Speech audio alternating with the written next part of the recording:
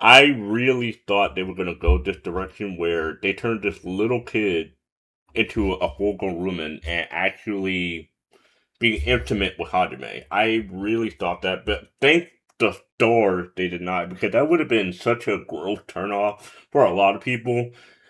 Like I probably would have still watched the anime, but knowing that in the back of my head would have made this so much more yuckier. It is crazy to me that they almost tried to tease that, but thankfully it's still family friendly, PG friendly, if you want to call it that. The fact that like we actually do, it does get revealed that she is a succubus and she finds someone of her kin. It is just, I really love this lady in particular. This lady is an actual like succubus, like actual succubus. Like she is strong. She is like she like holds no punches, ready to go. I'm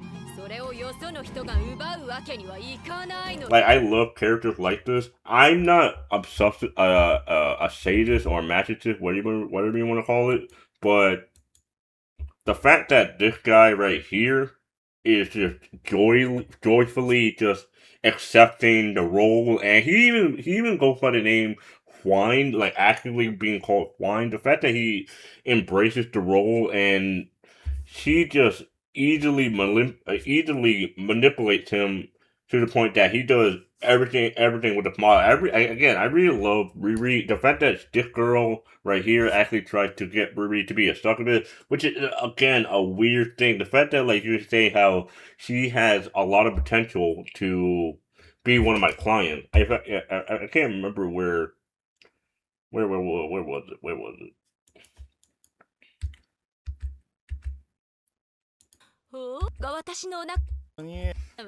See right here.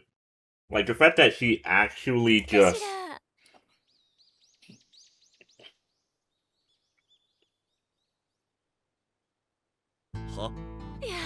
that like again like the fact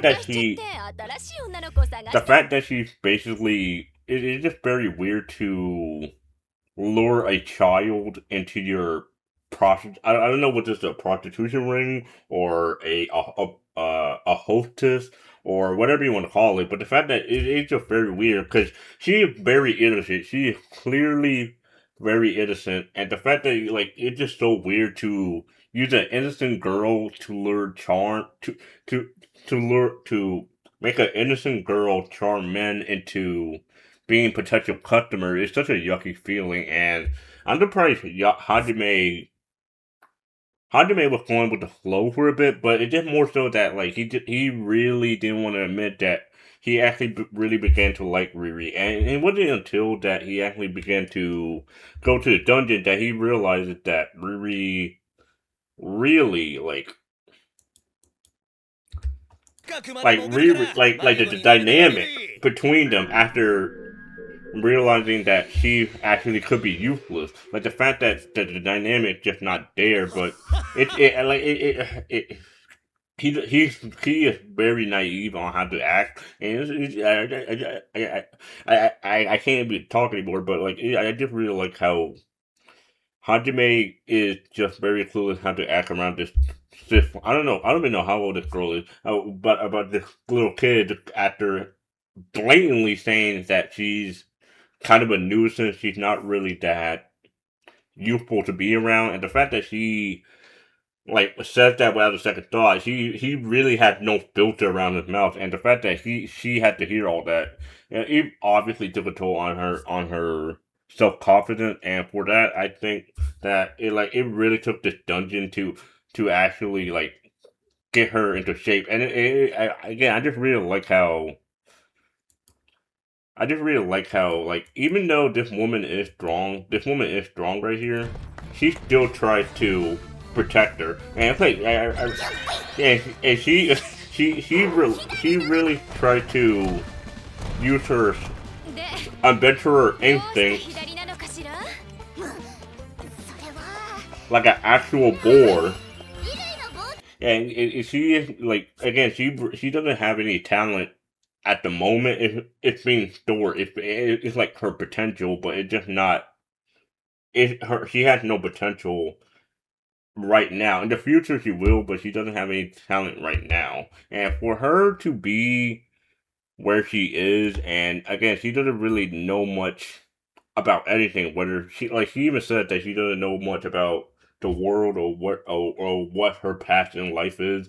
So she can't just be thrown into the life of a call girl or whatever you want to call it, because that's just not appropriate for a girl of her nature. Like she's just not that kind of girl. It's so wild to me. Like she even said that, like